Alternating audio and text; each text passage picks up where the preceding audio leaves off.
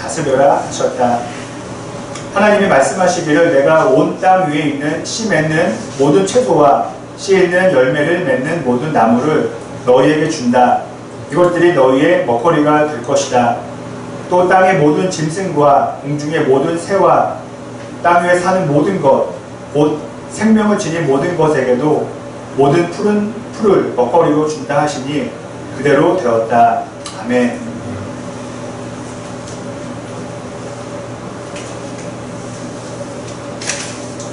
제가 오늘 설교를 시작하면서 어떤 이야기를 먼저 여러분과 나눌까 하다가 하나님께서 기도로 먼저 시작하면 좋겠다는 그런 마음을 주셔서 제가 잠시 기도하고 제가 말씀을 나누겠습니다. 제가 기도하겠습니다.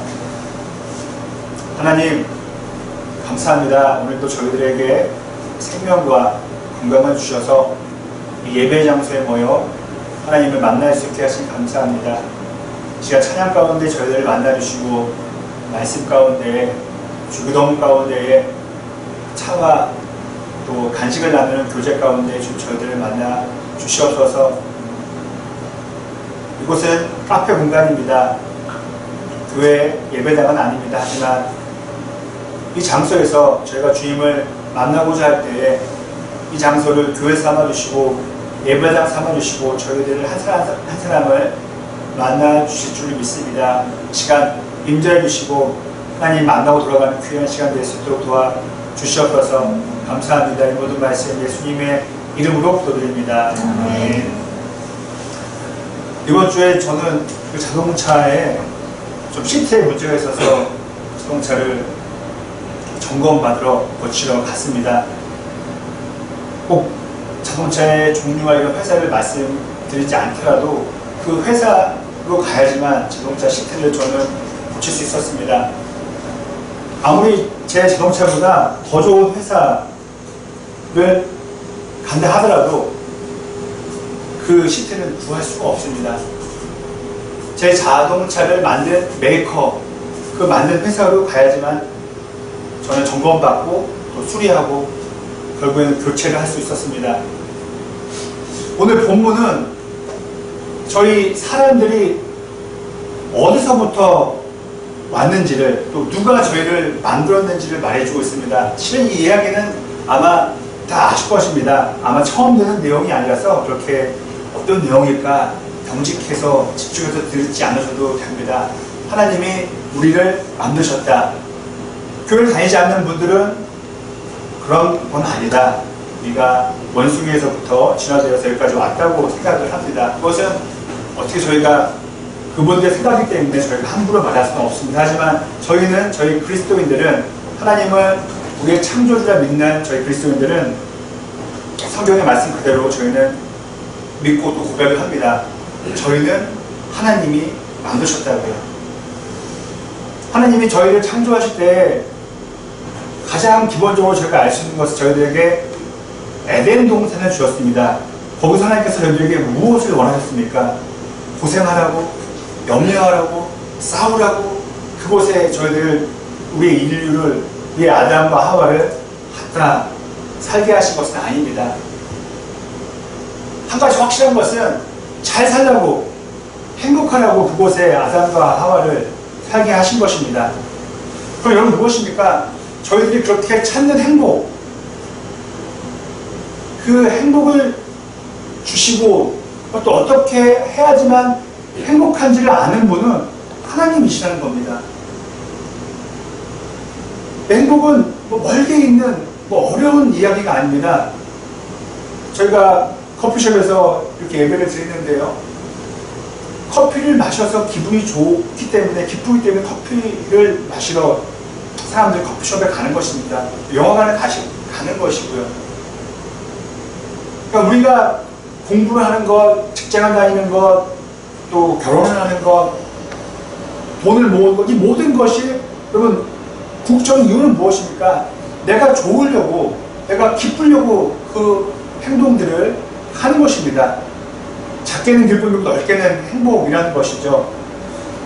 예를 들어서 만약에 돈을 많이 벌어서 돈을 많이 갖고 있다면 그것이 불행이다 라고 생각한다면 아마 이 자리에 계신, 저를 포함해서 그 누구도 그 불행해지려고 돈을 많이 모으려고 하지 않을 것입니다. 저희는 돈을 갖고자 하는 것, 돈을 벌고자 하는 것은 돈이 나에게 행복을 줄 거야 라고 저희가 믿기 때문에 돈을 얻고자 하는 것입니다.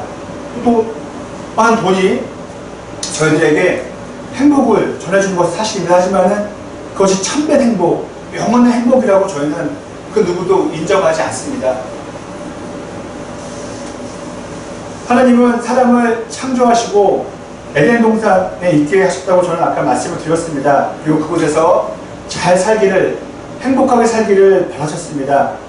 그런데 행복하게 살려는 마음으로 하나님께서는 한 가지 금하신 것이 있습니다. 그것은 선과 악을 알게 하는 열매를 먹지 말라고 하신 것입니다.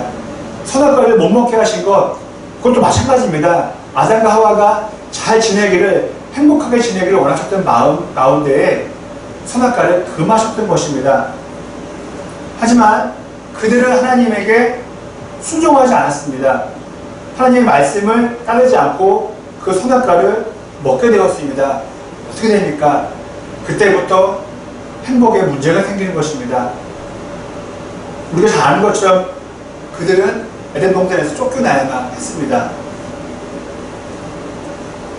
너무 지나치게 들릴 수 있지만 신앙적인 이 이야기를 한 문장으로 저희가 풀어서 설명해 드린다면 하나님을 떠나면 저희들은 행복한 삶을 살 수 없다는 것입니다. 물론 이 말에 반대하는 분들이 계세요. 아닙니다. 돈 행복을 줄 거예요. 내 명예 행복을 줄 거예요. 내 건강 행복을 줄 거예요. 근데 이곳에 계신 분들은 아마 경험해 보셨을 거예요. 어느 날 엑스의 돈을 버셨을 때, 어느 날 공부를 마치셨을 때, 또 어느 날 어떤 목적을 이루셨을 때 그 기쁨이 지금까지 계속 하시던가요? 그렇게 되기가 쉽지가 않습니다. 돈이 주는 것, 명예가 주는 것, 거짓 행복은 아닙니다. 하지만 참 행복이라고는 저희가 말할 수가 없습니다. 영원한 행복이라고 말할 수는 없습니다. 우리는 이렇게 생각합니다. 모든 것을 할 수 있어야만 행복할 수 있다고 저희는 착각을 할 때가 있습니다. 에덴 동산에서 모든 것을 해야만 해. 그래 행복할 수 있어. 그러니까는 선악과를 먹어. 이런 유혹을 누가 했습니까? 사탄이 그런 유혹과 거짓말을 했습니다. 제 차는 승합차에서 고속도로에서 버스 전용도로를 달릴 수가 있습니다. 하지만 법적으로 여러분도 아시다시피 한 명, 두 명도 아니고 6명이 타야지만 버스 전용도로를 달릴 수가 있습니다. 물론 저도 과거에는 그냥 아무 생각 없이 달렸습니다. 저 혼자일 때도, 두 사람일 때도. 하지만 제가 어느 날 생각하고 해보고 기도하는 때 가운데 불법적으로 전용도로를 타는 것은 하나님이 원하지도 않으시고 성경적이지도 신앙적이지 않다고 저는 깨닫게 되었습니다. 그래서 저는 이제는 아무리 차가 막혀도 전용도로를 타지 않고 그냥 막힌 길을 갑니다. 때로는 좀 사람인지라 지금은 그렇게 심하지 않지만 처음에는 억울한 적이 있습니다. 같은 승합차인데 막 가는 거예요. 옆에서 보면은 혼자 타는 것 같고 2명 탄 것 같고 분명 6명은 아니에요. 그래서 실은 부끄럽지만은 처음엔 법은 지켰어요. 하다가 너무 억울해서 그래 이거는 지키지 말라는 법이었나 보다 하고 그냥 갔었어요. 2명이 타도 그 전용도로를요. 하지만 그러고선 설교를 하려니, 그러고선 신앙생활 하려니 자꾸만 마음에 걸려서 다시 원점으로 돌아와서 전용도로를 타지 않고 있습니다. 지금은 그렇게 앞서가는 차량을 보면서 불법을 행하는 차를 보면서 그렇게 배가 아프거나 억울하진 않습니다. 그냥 그러려니 하고 있습니다. 제 속마음을 말씀드리면 저는 이렇습니다. 차량을 타다가 혹 걸릴 수 있지 않습니까? 벌금도 낼 수 있고요. 또한 목사인지라 그것이 알려지면은 크게 교회적으로나 기독교적으로나 또 망신을 당할 수가 있습니다. 그래서 저는 그런 부끄러움도 있습니다. 걸릴 때의 부끄러움. 그리고 물론 하나님 앞에서 부끄러움이 있죠. 제가 아무리 그런 법칙을, 그런 교통, 그런 경찰의 그런 지적을 제가 피해서 운전을 할 수 있을지 몰라도 하나님은 피할 수 없기 때문에 제 마음 가운데 늘 부끄러움이 있을 것입니다. 제가 그 염려와 부끄러움을 내려놓고 천천히 차가 막혀도 갈 때 저는 거기서 작은 행복을 느낍니다. 그래, 이게 신앙이야. 이게 내가 살아야 사는 도리야.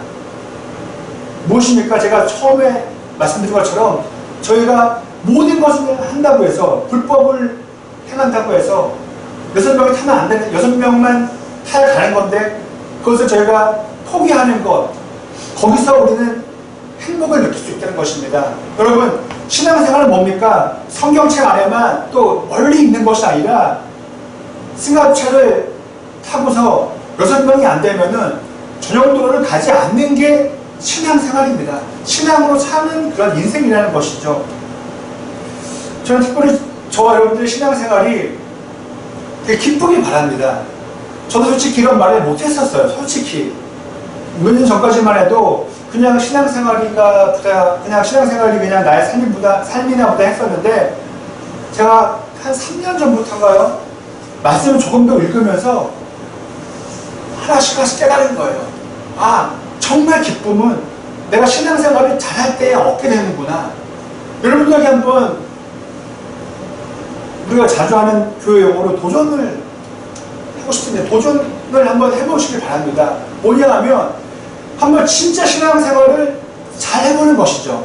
정말 기도 평소에 시간 내서 하고, 말씀 시간 내서 내가 읽고, 그리고 내가 하나님이 주신 양심에 어긋나지 않게 살도록 노력하다 보면은 여러분들도 저와 같은 마음을 얻게 되실 것입니다. 아, 신앙대로 사는 게 진짜 기쁨이구나. 어떤 분은 이 자리에서도 계시지만은 등산을 좋아하십니다. 취미가 등산이신데, 여러분, 아무리 작은 산이라도 여러분 올라가기 쉽지만은 않습니다. 그래서 높은 산은 더욱더 어렵습니다. 그런데 여러분, 높은 산을 왜 올라갑니까? 왜 아침마다 혹은 날을 정해서 멀리 외국까지 가서 등산을 갑니까? 힘들어요. 등산은 분명히 힘든 일이에요. 하지만 그 과정 가운데에 또 그 성취한 다음에 내 안에 기쁨이기 때문에 등산을 가는 것입니다. 등산만이 아니죠. 음악도 마찬가지입니다. 또 다른 공부도 마찬가지죠. 내가 좋아서 공부하는 거, 좋아서 음악하는 거 다 쉬운 것만은 아닙니다. 신앙도 마찬가지입니다. 저희가 잘 살려고 노력했던 한 해입니다. 벌써 6월이기 때문에 반이 지나갔습니다. 우리 스스로에게 한번 조심스럽게 물어봤으면 합니다. 나 지금 잘 살고 있는 건지, 나 지금 행복한 삶을, 감사한 삶을 살고 있는 건지 한번 저희가 스스로에게 물어봤으면 합니다. 여러분, 행복은 어디서 오겠습니까? 처음에 제가 말씀 들었던 것 중에 하나인 돈일 수도 있고요, 건강일 수도 있고, 또 사랑하는 사람일 수도 있고요, 또 자녀일 수도 있고, 또 아주 취미일 수도 있습니다. 내가 정말 좋아하는 취미일 수도 있습니다. 하지만은 제가 나열한 것들에서 행복을 얻는다면은 이 자리에 계신 분들은 아무도 안 계실 겁니다. 좋은 기쁨과 좋은 감정과 좋은 느낌은 얻을 수 있어도 평안, 참된 감사, 안식은 얻을 수가 없습니다. 왜냐하면 하나님은 저희를 창조하실 때 미리 설정해 두신 게 있어요. 제 차가, 잠깐만 제가 오늘 차를 설명드리는데, 제 차는 경유 차량입니다. 경유를 넣어야지만 차가 갈 수 있습니다. 그렇게 설계된 차입니다. 만약에 휘발유를 넣거나 물을 넣거나 차가 갈 수가 없습니다. 가다가 멈추게 됩니다. 우리도 마찬가지입니다. 저희도 하나님이 저희를 창조하실 때 저희들에게 설정해 놓으신 게 있어요. 이렇게 돼야지만 차가 행복할 수 있고, 이 에너지가 있어야 살아갈 수 있다고 하나님은 저희들을 설정해 놓으셨어요. 그것이 무엇입니까? 바로 하나님의 성령입니다. 차에 기름을 넣기 위해서라면 저희는 주유소에 가야 됩니다. 멀리 있어도 주유소를 가야 됩니다. 차가 운행하기 위해서라면요. 수고가 필요합니다. 신앙생활도 마찬가지입니다. 수고가 필요합니다. 이렇게 먼 곳까지 오신 것, 그리고 잘 코드가 안 맞는 사람하고도 교회 안에서는 교제를 나눠야 되는 그 수고도 당연히 있습니다. 하지만 가장 큰 수고는 성경책을 읽는 수고가 있어야 합니다. 그리고 기도하는 수고, 밥 먹기 전에 하는 기도도 좋지만은 내가 하루를 정해서 1분이든 2분이든 기도하는 수고가 있어야 합니다. 저는 그래서 여러분들과 함께 그 신앙의 수고를 함께 나누고자 그 홈페이지에 이제 오늘 밤에 가서 녹화를 해서 내일 띄울 겁니다. 큐티를 영상으로 만들려고 합니다. 처음엔 8분 시작했는데 너무 길 것 같아서 한 3분, 많게는 4분 정도를 이렇게 영상을 만들려고 하는데요. 여러분들이 그 핸드폰으로 3, 4분 볼 수 있는 그 수고가 있다면은 하나님의 말씀을 나눌 수가 있고요. 그리고 마지막에 기도도 합니다. 같이 누가 옆에 있으면 부끄럽다 싶다면은 잠깐 눈을 감고 같이 기도할 수도 있는 것이죠. 여러분, 이 신앙의 에너지, 이 신앙생활은 매일매일 있어야 합니다. 한 주에 한 번으로는 결코 어렵습니다. 신앙생활을 할 수 있지만 그 신앙의 마음으로, 그 성경의 정신으로, 성경의 생각으로 매일매일을 살아갈 수가 없습니다. 끝으로 하나님은 저희들에게 창조주신 동시에 저희들에게 공급자가 되시고 저희들의 치료자가 되십니다. 오늘 성경을 보시면 22절에 나와 있는 내용은 하나님께서 저희들에게 먹거리를 주셨다고 나와 있습니다. 먹을 것을 공급해 주셨다고 나와 있습니다. 먹거리를 공급해 주시는 분, 저희가 가정에서 볼 수 있는 분 누구입니까? 어머니 혹은 아버지입니다. 우리가 하나님은 아버지라고 부릅니다. 왕이라고 부르기도 하지만은 우리가 아버지가 부르는 이유는 하나님의 속성 중에 가장 대표적인 게, 가장 저희들에게 이해하기 편한 게 아버지이기 때문에 하나님 아버지라고 부르는 것입니다. 아버지는 어떤 분입니까? 저희들에게 필요한 것을 주시는 분이에요. 필요한 물건을 공급해 주시는 분입니다. 저희들에게 먹을 것을 집으로 가져다 주시는 분입니다. 그분이 바로 아버지십니다. 다시 말씀드린다면 하나님은 그 아버지 같은 분으로서 저희들에게 공급자가 되어주십니다. 저희가 성경에 나와 있지 않지만은 에덴 동산에서 만약에 아담이 아팠다고 생각해 보십시오, 여러분. 에덴 동산에서 아담과 하와가 만약에 아팠어요. 감기에 걸렸어요. 배탈이 났어요. 누가 그들을 고쳐주셨을까요? 하나님이십니다. 우리 성경에 나와 있지 않지만 하나님을 저희는 충분히 생각할 수가 있습니다. 우리를 고쳐주시는 분, 하나님 아버지. 저는 어깨가 많이 이렇게 뻐근해가지고 만성 통증으로 인해서 작년에 큰 대학병원에 가서 검진을 받았습니다. 두 군데에 가서, 두 과에 가서 검진을 받았는데요. 원인을 알 수가 없었습니다. 하지만 중병은 아니기 때문에 저는 그래도 마음 놓고 집으로 올 수 있었습니다. 하지만 늘 몸이 아파서 제가 항상 이렇게 팔을 돌리거나 제가 스스로 어깨를 칠 때가 많았습니다. 그런데 최근에 지난달 5월에 작은 한의원, 동네에 있는 작은 한의원에 가서 침을 맞았습니다. 그리고 그분은 제 원인을 알았습니다. 그리고 침을 맞고 저는 거의 다 몸이 났습니다. 이제는 몸이 이렇게 답답하거나 어깨의 통증이 이제는 거의 없습니다. 저도 보통 사람들처럼 피곤하면은 고민을 많이 하면 어깨가 뭐 아프고 목이 좀 아프기도 하지만은 좀 쳐주고 하면은 다 풀어집니다. 이제 저에게는 어깨 통증은 사라졌습니다. 전 침을 맞으면서 이런 생각을 했습니다. 침이 참 대단하다. 이렇게 내 몸을 낫게 해주는구나. 큰 병원에서도 못 고쳤는데 작은 침 하나 붙여주는구나. 그러면서 이런 생각을 했어요. 그럼 내가 아프면 침으로 나을 수 있고 침으로 못 고치면은 병원 가서 주사를 맞으면 되지. 그런데 병원에서도 한의원에서도 못 고치는 마음의 병과 내 인생의 병은 어디서 고칠까? 저는 최근에 침을 정말로 대단하게 그 감동을 받은 침 치료를 받으면서 되게 감동을 받은 사람입니다. 하지만은 그 대단한 침 치료도 우리 과거의 아픔, 미래에 대한 염려, 지금의 왠지 우울한 마음, 이런 것들을 치유하기가 어렵다는 것입니다. 누구에게 가야겠습니까? 우리를 만드신 창조주 하나님께, 치료자 하나님께 저희는 나가야 합니다. 이제 말씀을 맺고자 합니다. 우리가 잘 사는 비결, 단순히 돈을 많이 버는 것만이 잘 사는 거라고 저희는 생각하지 않습니다. 많이 고 싶은 데 있죠. 건강도 해야 되고요. 내 가족과도 평안도 해야 되고요. 내가 잘 사는 비결, 여러분들 어디 있다고 믿으십니까? 우리는 성경에 하나님의 그 비결이 있다고 믿게 이 자리에 모여서 예배를 드리는 것입니다. 그리고 우리가 이 땅을 살면서 죽음 이후에 영원한 시간을 담당하시는 분, 영원한 시간을 책임지시는 분이 누구이십니까? 바로 나의 미래에 대한 염려, 이것을 치료해 주실 분, 고민을 해결해 주실 분, 바로 하나님 한 분이십니다. 하나님께 영원한 시간도 달려 있습니다. 저와 여러분 모두는 오늘도 내일도 앞으로 평생을 살면서 하나님이 필요한 사람들입니다.